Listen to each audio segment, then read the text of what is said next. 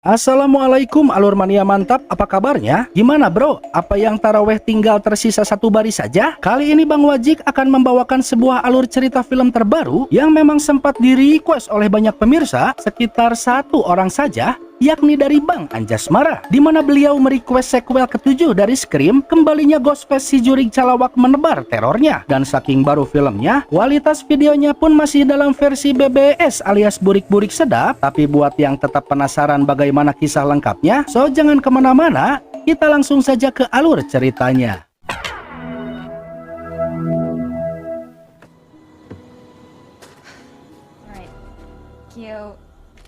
Sepasang kekasih bernama Scott dan Madison sebagai penggila serial stab memutuskan mendatangi rumah Stu Messer yang terletak di kawasan Woodsboro, California, tempat terjadinya peristiwa pembunuhan di sequel-sequel sebelumnya. Dengan mudah Scott menjebol rumah ini, di mana Scott sangat terpesona dengan TKP yang nampak realistik ini, sementara Madison mencari toilet karena sepanjang perjalanan Madison menahan kencingnya. Namun saat Madison menyalakan lampu di sebuah ruangan,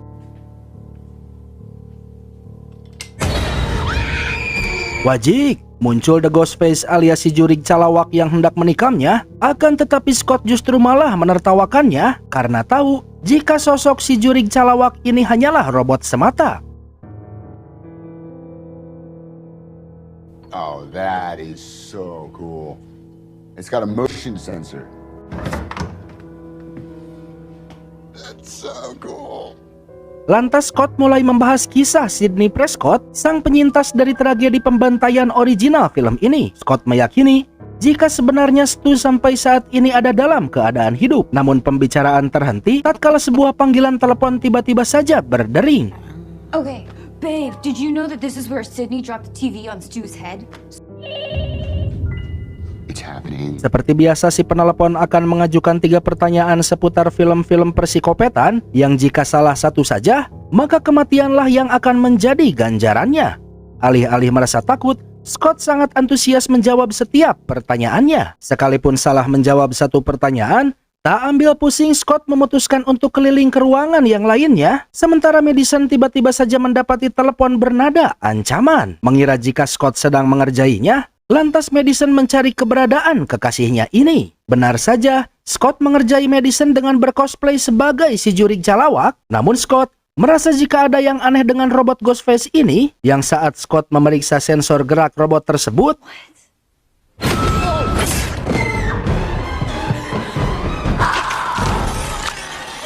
astagfirullah, Scott hanya dikontrak 9 menit saja dalam film.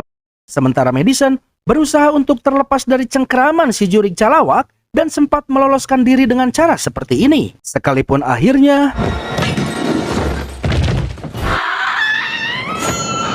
innalillahi nasib buruk menimpa Madison, yang sebenarnya Madison masih ada dalam keadaan hidup. Namun tak berhenti sampai situ saja, karena si Jurig Calawak membakar rumah Stu beserta Scott dan Madison yang ada di dalamnya.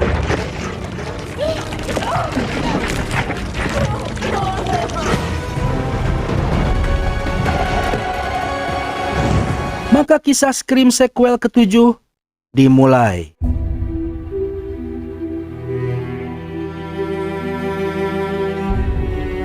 Latar beralih pada gadis blondenan cantik bernama Tatum yang saat itu dikejutkan oleh kekasihnya bernama Ben yang tiba-tiba muncul lewat jendela. Yang saat mereka hendak bermesraan, datanglah sang ibu membuka pintu yang ternyata Tatum adalah anak dari Sidney.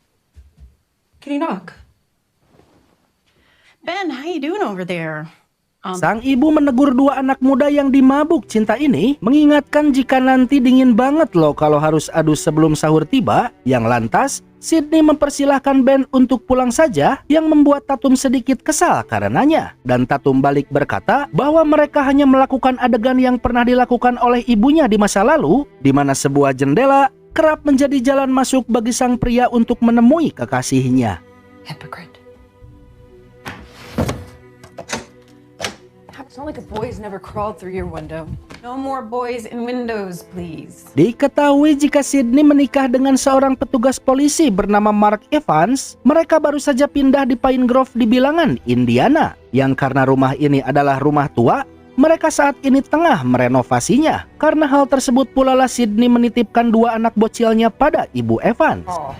I love you. Thank you for watching The Maniac. Dan seolah mencoba mengikuti tren pemuda di sekitar kita, Sydney pun turut membuka usaha kafe dengan kopi sebagai tajuk utamanya. Yang meski sudah memulai hidup yang baru, tentunya tak mudah bagi Sydney untuk melupakan tragedi masa lalunya. Maka saat Tatum mengenakan jaket peninggalan Sydney, sang ibu nampak tak senang tatkala melihatnya. Could have asked.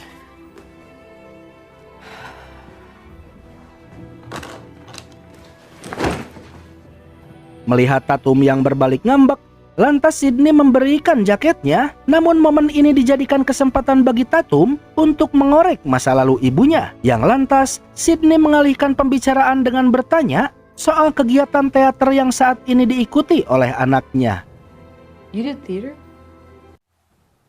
Not since college. Hey, Mrs. Evans. Hey, Lucas. Di siang itu, Sydney kedatangan pelanggan sekaligus tetangganya bernama Lucas yang bertanya tentang tragedi yang melibatkan Sydney di masa lalu, di mana si Lucas bermaksud untuk menjadikan cerita tersebut sebagai bahan di podcastnya. Namun ibu Lucas bernama Jessica datang yang lantas memarahi anaknya ini karena telah mengajukan pertanyaan yang tabu bagi Sydney. Bye. I'm sorry. Selepas Lucas pergi, Sydney memberikan kopi pesanan atas nama Carl Gibbs, pelanggan asing yang baru pertama kali ini dilihatnya.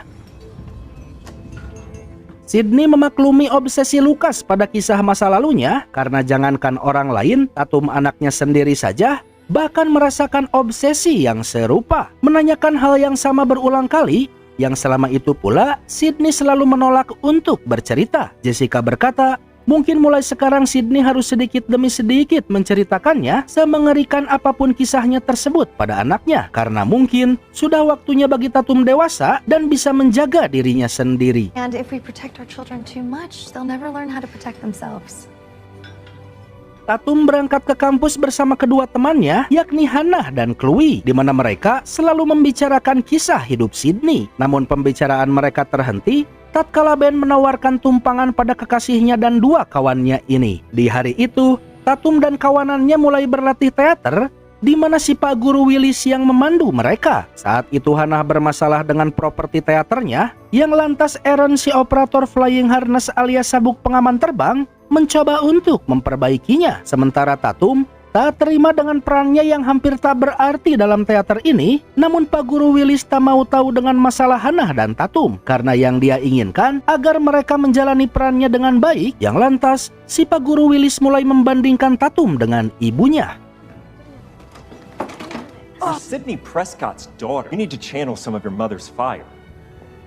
Well, that was rude. Di lain pihak, sebelum pulang Sydney mendapatkan panggilan telepon teror anonim dari Woodsboro. Sydney nampak skeptis dengan panggilan suara tersebut, sudah terbiasa pula dengan keisengan seperti ini. Namun saat panggilan suara beralih menjadi video call, Hai, Sydney. wajib, sungguh terkejut Sydney melihat jika Stu benar-benar masih hidup. Nice try. Stumacher is dead. Oh, I'm not hiding, Sydney. Sydney mencoba untuk tetap tenang menghadapi ancaman ini, namun ketenangannya hilang seketika tatkala Sydney menyadari jika Stu saat ini ada di depan gedung teater di mana Tatum kini berada. Side of her high school theater. It's gonna be so much fun. It's showtime. Saat itu juga Sydney menuju gedung teater dan tak lupa mengabari Evans agar cepat-cepat menuju lokasi yang sama. Sementara di gedung teater sendiri, nampak Hannah masih berlatih bersama Aaron, yang saat Aaron pergi untuk mengecek sesuatu,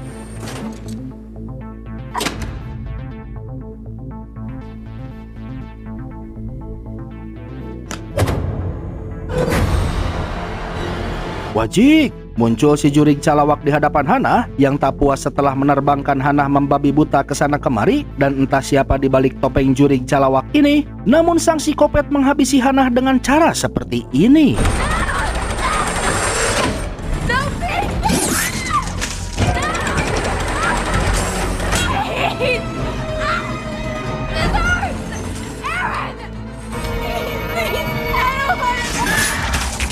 Sesaat kemudian Sydney dan suaminya tiba di tempat yang sama, namun semua sudah terlambat.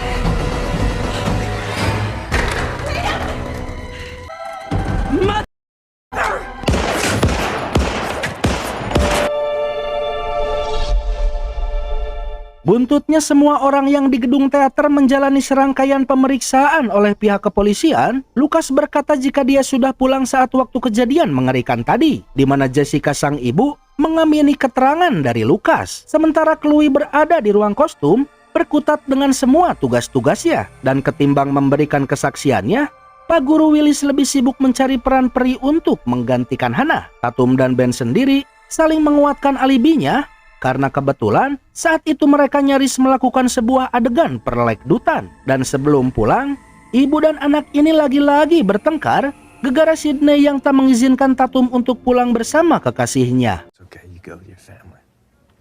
We're not doing this here. Tatum beserta orang tuanya tiba di rumah, dikawal oleh pasukan polisi yang memastikan keamanan rumahnya. Namun mereka tak menyadari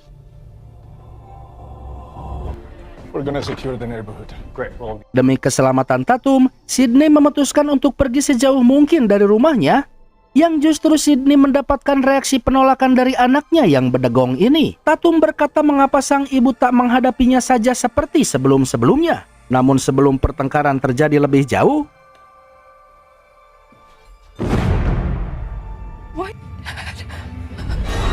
wajib, kini Tatum ada di genggaman si jurig calawak yang terpaksa membuat Evans menaruh senjatanya. Namun dengan nyali tinggi, Evans mencari celah untuk menyelamatkan anaknya.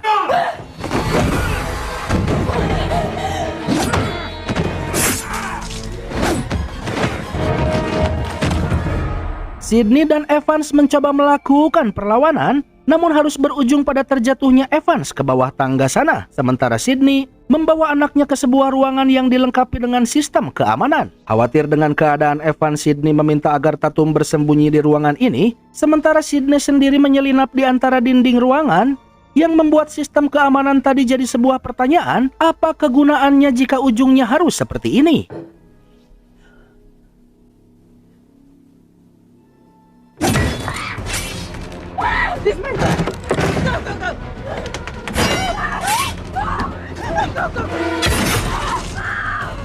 Sempat Sydney terkena sabetan pisau, namun untungnya dia berhasil keluar dari rumahnya, yang lantas menyuruh Tatum untuk segera mencari bantuan. Namun tanpa diduga, Evans kembali bangkit untuk melindungi anak istrinya. Hingga akhirnya, sebuah mobil menabrak si jurig calawak yang menewaskannya seketika.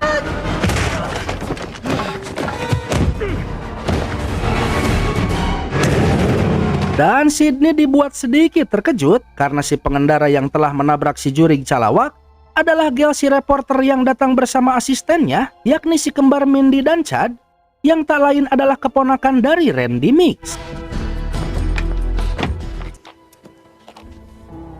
Sydney berkata pada Gail jika Stu lah yang ada di balik topeng Ghostface alias si jurig calawak, namun saat topeng tersebut terbuka, tak ada satu orang pun yang mengenali sosok pria ini. Who is that? Awesome. Grab the camera. We need B-roll of everything. I don't know, but I saw him today in the coffee shop. Gail melarang kedua asistennya untuk meliput kejadian ini, sementara polisi mengungkap identitas si Ghostface, yang ternyata dia adalah pria bernama Kyle Gibbs, yang tak lain adalah pria yang sempat memesan kopi pada Sydney di awal film tadi. Dan dia adalah mantan pasien rumah sakit jiwa sekaligus pembunuh yang sedang buron karena telah menewaskan beberapa korban jiwa. Melihat jika pria ini tak ada hubungan apapun dalam hidup Sydney, lantas Sydney memandang satu persatu orang di depan sana dan mulai menduga jika salah satu dari mereka berkomplot dengan Gibbs.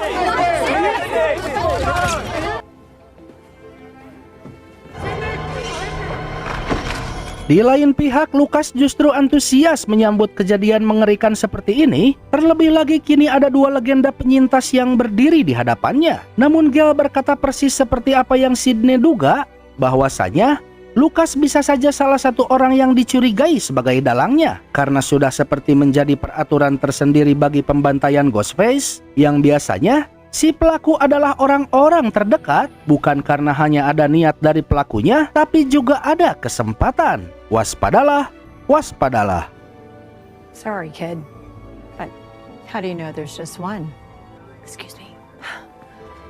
Sydney benar-benar yakin jika Stu terlibat dalam semua ini, karena Sydney sempat berbicara langsung dengan Stu dalam sebuah panggilan video. Yang meski demikian, bagi Gail semua dirasa tak mungkin karena Sydney sendiri tahu jika Stu telah ditikam berkali-kali oleh Billy Loomis dan ditambah lagi ditimpa televisi dan tersengat aliran listrik oleh Sydney sendiri. Namun penyangkalan Gale terbantah seketika tatkala tepat saat itu Stu menghubungi Sydney kembali. My face, if it isn't the Gale Weathers. Die, you AI ass.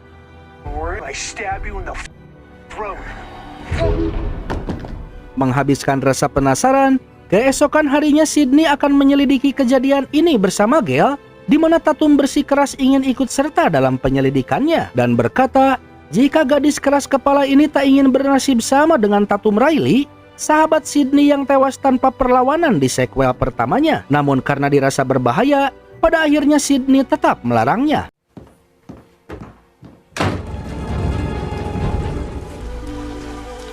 Tibalah Sydney dan Gale di sebuah fasilitas kejiwaan yang sempat merawat Gibbs, di mana kedatangannya disambut oleh pengawas rumah sakit jiwa bernama Marco. Marco memandu mereka menuju kamar perawatan Gibbs, namun di sana tak ada satupun jejak yang mengindikasikan jika Gibbs memiliki sejarah terkait kejadian apapun di masa lalu Sydney. Namun saat Sydney memperlihatkan foto Stu pada Marco, tanpa diduga, Him. Yeah, that's John. John. Yeah, as in John Doe. His room was right down there. You want to see it? ya, Stu benar-benar masih hidup, sekalipun sempat dikenal sebagai John Doe alias si pria tanpa identitas. Marco berkata jika Stu datang dengan luka parah di wajahnya, berikut dengan amnesia, tanpa ingatan yang tersisa tentang diri Stu. Stu dirawat tepat di sebelah kamar Gibbs dan telah bebas 2 minggu lalu. Mendengar keterangan tersebut, Gale mulai percaya jika Stu memang masih hidup, dan dia menduga jika Stu memperalat Gibbs untuk menjadi kaki tangannya. Doe and Carl Gibbs spent a lot of time together. Oh yeah. No, they were good friends. Very close. Di rumah Sydney, Mindy dan Chad mendapati jika Lucas terus mengawasi rumah ini. Mindy yang tahu betul bagaimana sejarah pembantaian yang melibatkan Gale, mengetahui jika si jurig calawak ini pasti orang yang erat dalam kehidupan Tatum. Maka Mindy menyarankan agar mengumpulkan teman-teman Tatum di suatu tempat. And it's likely one of your friends, probably your boyfriend. Sick of being useless. Dan sebagai ayah yang baik, Evans memastikan sistem keamanan rumahnya demi keselamatan anaknya. Namun tepat saat itu, Evans mendengar suara-suara aneh di bawah sana. Yang ketika Evans berjalan menuju sumber suara,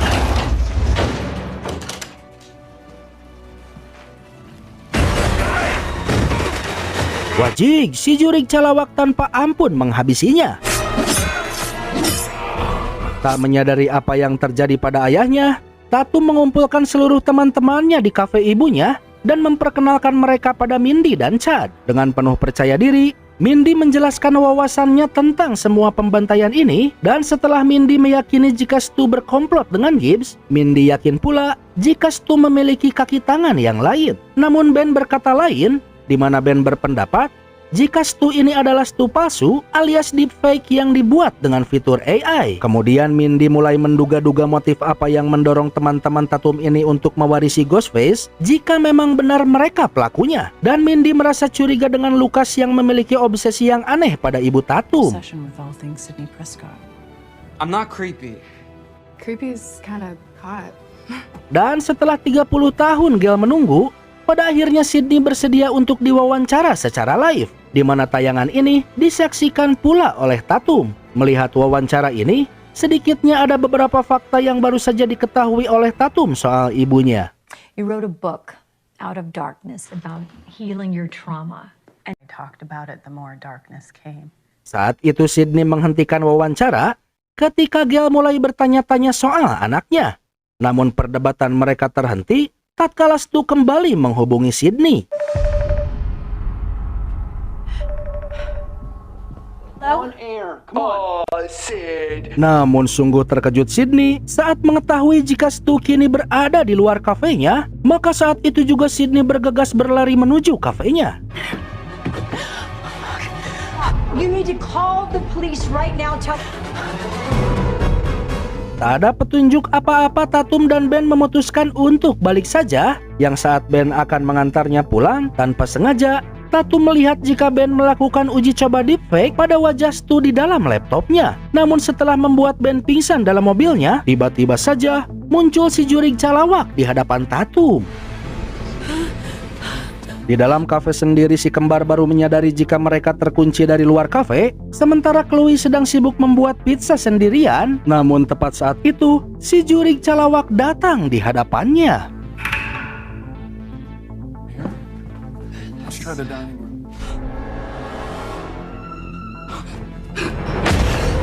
Chloe menemukan sebilah pisau yang lantas bermaksud untuk menikam si Ghostface ini, namun yang berdiri tepat di belakangnya saat itu adalah Chad.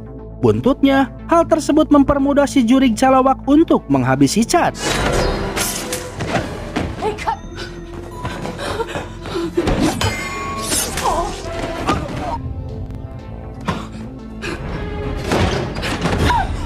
Selepas itu Chloe bertemu dengan Lucas, yang dengan gagah beraninya, Lucas akan menghadapi Ghostface seorang diri. Akan tetapi, Lucas datang kembali dengan luka tikaman di perutnya, hingga akhirnya Chloe tak berdaya di hadapan Ghostface.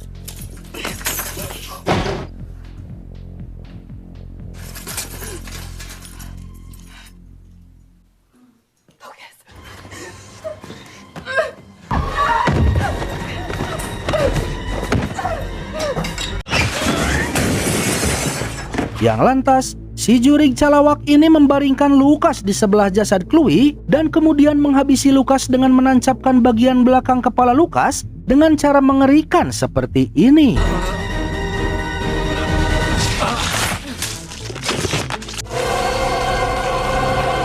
Selepas itu, kali ini giliran Tatumlah yang diincar oleh Ghostface.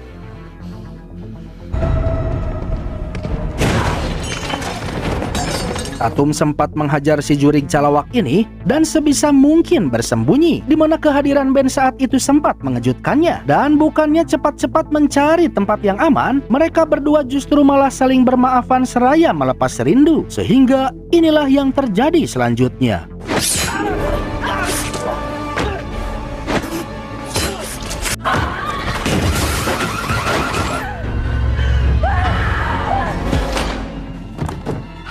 Sontak saja Tatum berlari kembali ke dalam kafe dan berlindung di dalam sana. Sempat Tatum menghubungi ibunya yang sedang berlari menuju kafe, yang lantas Sydney melihat anaknya tersebut dalam pantauan CCTV, di mana Tatum sedang setengah mati ketakutan. Sadar jika Sydney takkan tepat waktu menyelamatkan anaknya, lantas Sydney menghubungi Tatum dengan ponselnya, mengarahkan Tatum pada sebuah pistol yang ada di dalam brankas, dan memberitahukan pula Tatum di mana si jurig calawak berdiri saat ini, yang lantas Shoot him now! Do it now! Okay, so all you have to do now is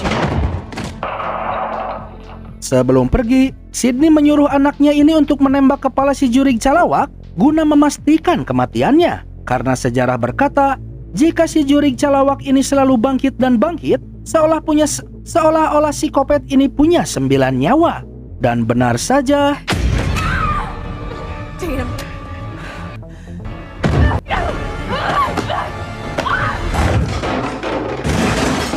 Tatum berhasil melumpuhkan si jurig calawak dengan pukulan sebuah kursi.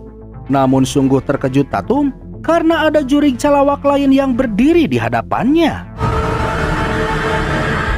Setibanya di kafe, Sydney mendapati panggilan telepon dari si jurig calawak yang memerintahkan Sydney agar segera datang ke rumah jika Sydney masih ingin melihat Tatum ada dalam kondisi yang utuh. Setibanya di rumah, kedatangan Sydney disambut oleh Stu yang ada di dalam sebuah monitor. Namun sungguh terkejut Sydney tatkala dia melihat sosok Nancy Loomis di layar sana, disusul kemudian dengan Roman Bridger. Tak ketinggalan juga Dewey Riley menampakkan dirinya, di mana mereka berkata bahwa sesaat lagi Sydney akan menyaksikan kematian orang tercinta di depan matanya.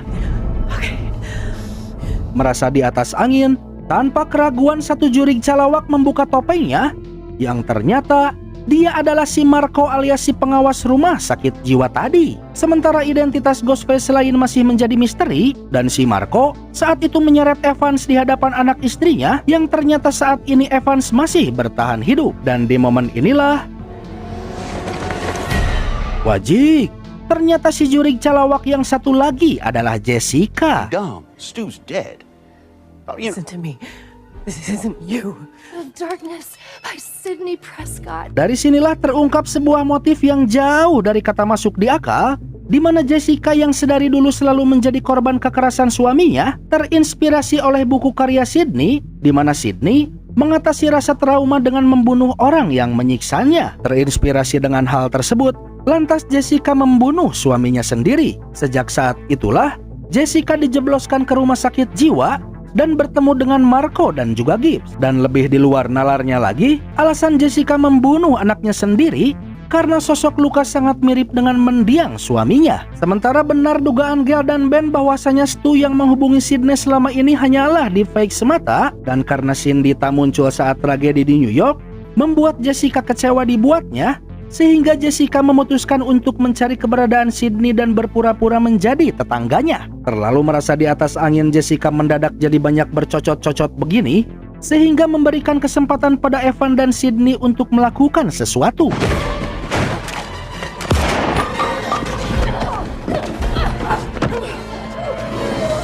Saat itu juga Tatum diminta untuk menghubungi ambulans guna menyelamatkan Evans. Sementara Sydney akan memburu Jessica yang kabur keluar sana. Terjadi pergumulan hebat antara Sydney dan Jessica, di mana Sydney sempat menikam Jessica berkali-kali sampai akhirnya Tatum menembaknya. Is that all you got? Namun tak berhenti sampai situ saja, karena Jessica masih terus saja menebar terornya. Namun kali ini, ibu dan anak ini menembak Jessica berkali-kali tepat di kepalanya.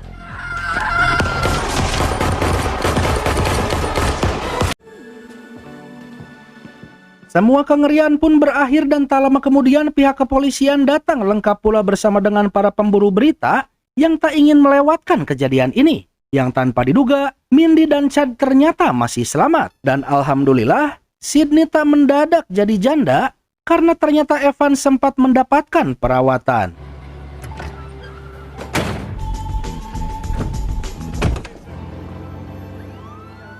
Di penghujung filmnya, Sydney memuji keberanian Tatum dan berjanji pula pada Tatum bahwa dia akan menceritakan semua cerita masa lalunya yang selama ini ingin Tatum dengar. Dan tak lupa pula, Sydney mengucapkan rasa terima kasihnya pada Gail yang selalu membantunya sampai saat ini.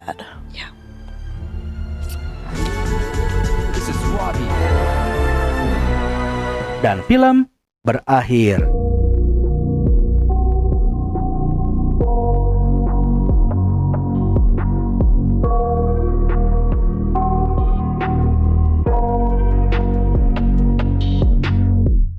I got nightmares in my head, I fear that the thoughts build up until I can't hear, that my mind fills up into